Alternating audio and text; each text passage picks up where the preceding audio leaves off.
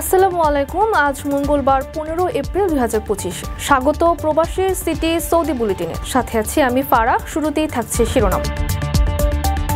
হজ যাত্রীদের নিয়ে নতুন সিদ্ধান্ত সৌদির, পারমিট ছাড়া মক্কায় থাকতে না দেওয়ার আদেশ। ফের সৌদিতে বেড়েছে কর্মী নিয়োগ, তবুও কাটছে না উদ্বেগ।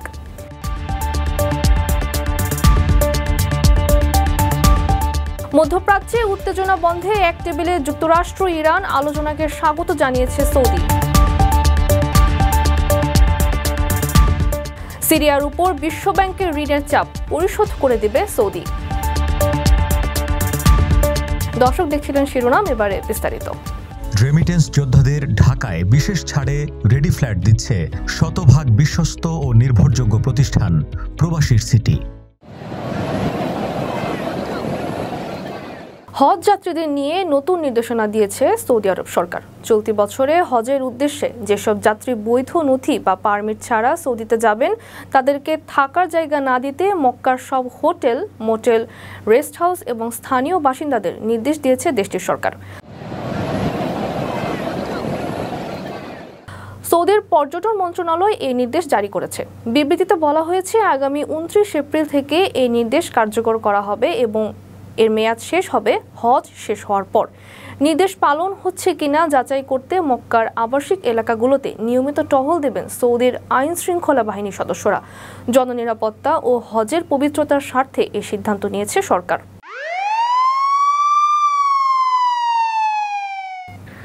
মক্কার হোটেল, মোটেল, রেস্ট হাউসের মালিক ও স্থানীয় বাসিন্দাদের নতুন এই নিয়ম মেনে চলতে আদেশ দিয়েছে সরকার। কোনো ব্যক্তির বিরুদ্ধে যদি সরকারি আদেশ না মানার প্রমাণ পাওয়া যায় তাহলে তার বিরুদ্ধে কঠোর আইনি ব্যবস্থা নেওয়া হবে বলে হুঁশিয়ারি দিয়েছে পর্যটন মন্ত্রণালয়। বিদেশ থেকে প্রিয়জনকে উপহার পাঠান প্রবাসী শপের মাধ্যমে। যোগাযোগ করুন স্ক্রিনে দেওয়া নম্বরে।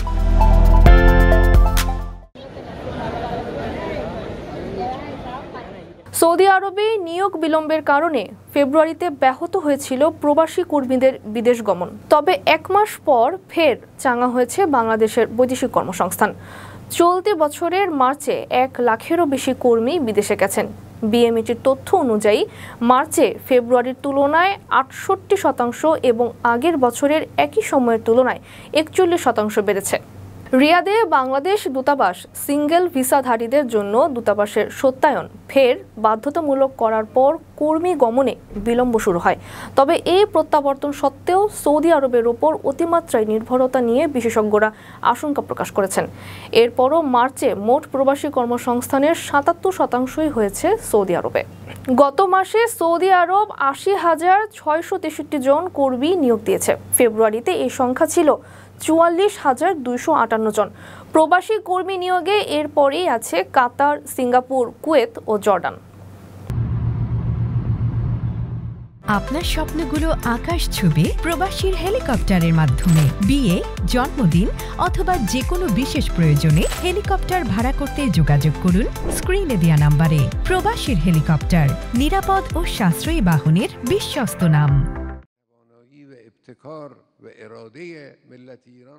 ওমানের মধ্যস্থতায় শুরু হয়েছে যুক্তরাষ্ট্র ও ইরানের মধ্যে পরোক্ষ আলোচনা। প্রথম দফায় হয়ে যাওয়া সে আলোচনা আশার আলো দেখাচ্ছে, আর তাই দ্বিতীয় দফায়ও একসঙ্গে বসতে যাচ্ছেন মার্কিন ও ইরানি কর্মকর্তারা। মধ্যপ্রাচ্যে টান টান উত্তেজনার পর কূটনীতির মাধ্যমে সংকট সমাধানের এমন পথ তৈরি হওয়ায় আঞ্চলিক দেশগুলো এখন প্রতিক্রিয়া দেখাচ্ছে। এই অঞ্চলে ইরানের অন্যতম প্রতিদ্বন্দ্বী সৌদি আরব পরোক্ষ এই আলোচনা নিয়ে মুখ খুলেছে। দেশটির পররাষ্ট্র মন্ত্রণালয় জানিয়েছে, তেহরানের পরমাণু কর্মসূচি নিয়ে ইরান ও যুক্তরাষ্ট্রকে ওমান এক টেবিলে বসানোয় স্বাগত জানাচ্ছে রিয়াদ। সৌদি পররাষ্ট্র মন্ত্রণালয়ের বরাত দিয়ে আরব নিউজ জানিয়েছে, সৌদি আরব আশা করছে এই আলোচনা আঞ্চলিক ও বৈশ্বিক নিরাপত্তা, স্থিতিশীলতা ও শান্তি বাড়ানোর যৌথ পদক্ষেপকে সমর্থন করবে। যে কোনো ধরনের আঞ্চলিক ও আন্তর্জাতিক বিরোধের নিরসনের ক্ষেত্রে সৌদি আরব সংলাপকে অগ্রাধিকার দেয় বলেও বিবৃতিতে উল্লেখ করেছে সৌদি পররাষ্ট্র মন্ত্রণালয়। এর আগে কাতার ও মিশরের পক্ষ থেকে এই আলোচনাকে স্বাগত জানানো হয়। নতুন একটি পরমাণু চুক্তিতে পৌঁছতে সম্প্রতি আলোচনায় বসেন আমেরিকান ও ইরানি কর্মকর্তারা। পরোক্ষ এই আলোচনায় মধ্যস্থতা করছে ওমান। গেল শনিবার ওমানের রাজধানী মাস্কাটে এক দফা আলোচনাও করেছেন যুক্তরাষ্ট্র ও ইরানের আলোচকরা। রেমিটেন্স যোদ্ধাদের ঢাকায় বিশেষ ছাড়ে রেডি ফ্ল্যাট দিচ্ছে শতভাগ বিশ্বস্ত ও নির্ভরযোগ্য প্রতিষ্ঠান প্রবাসীর সিটি। বিশ্বব্যাংকের কাছে প্রায় $15 মিলিয়ন ঋণ আছে যুদ্ধবিধ্বস্ত দেশ সিরিয়ার। বাশার আল আসাদের পতনের পর দেশটির অর্থনৈতিক অবস্থা এখনও তেমন স্থিতিশীল হয়নি যে এই পরিমাণ ঋণ শোধ করতে পারবে। তবে মধ্যপ্রাচ্যের দেশ সৌদি আরব সিরিয়ার এই ঋণ পরিশোধের পরিকল্পনা করছে বলে জানিয়েছেন বার্তা সংস্থা রয়টার্স। বিশ্লেষকরা বলছেন, সৌদি আরবের এই পদক্ষেপ যুদ্ধবিধ্বস্ত সিরিয়ার পুনর্গঠনকে ত্বরান্বিত করবে। সৌদি আরবের এই পরিকল্পনার কথা আগে প্রকাশিত হয়নি। গত ডিসেম্বরে আসাদ সরকারকে উৎখাতের পর সিরিয়ার অন্তর্বর্তী প্রেসিডেন্ট হন আহমেদ আল শারা। এরপর তিনি একটি অন্তর্বর্তী সংবিধানে স্বাক্ষর করেন। তবে এত কিছুর পর এবারই প্রথম সৌদি আরব সিরিয়াকে অর্থায়ন করছে বলে জানা গেছে। অনেকে বলছেন, সৌদি আরবের এই পরিকল্পনা সিরিয়ার জন্য উপসাগরীয় আরব দেশগুলোর সমর্থনের ইঙ্গিত। এর আগে দোহার একটি তহবিল মার্কিন নিষেধাজ্ঞার অনিশ্চয়তার কারণে আটকে গিয়েছিল, কিন্তু গত মাসে কাতার জর্ডানের মাধ্যমে সিরিয়াকে গ্যাস সরবরাহের একটি পরিকল্পনা করেছে।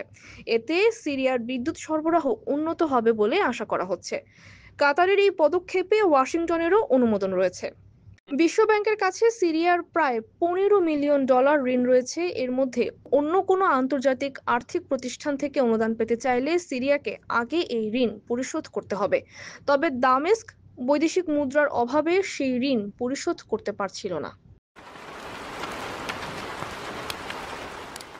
আপনার স্বপ্নগুলো আকাশ ছুবে প্রবাসীর হেলিকপ্টারের মাধ্যমে। বিয়ে, জন্মদিন অথবা যে কোনো বিশেষ প্রয়োজনে হেলিকপ্টার ভাড়া করতে যোগাযোগ করুন স্ক্রিনে দেয়া নাম্বারে। প্রবাসীর হেলিকপ্টার, নিরাপদ ও সাশ্রয়ী বাহনের বিশ্বস্ত নাম।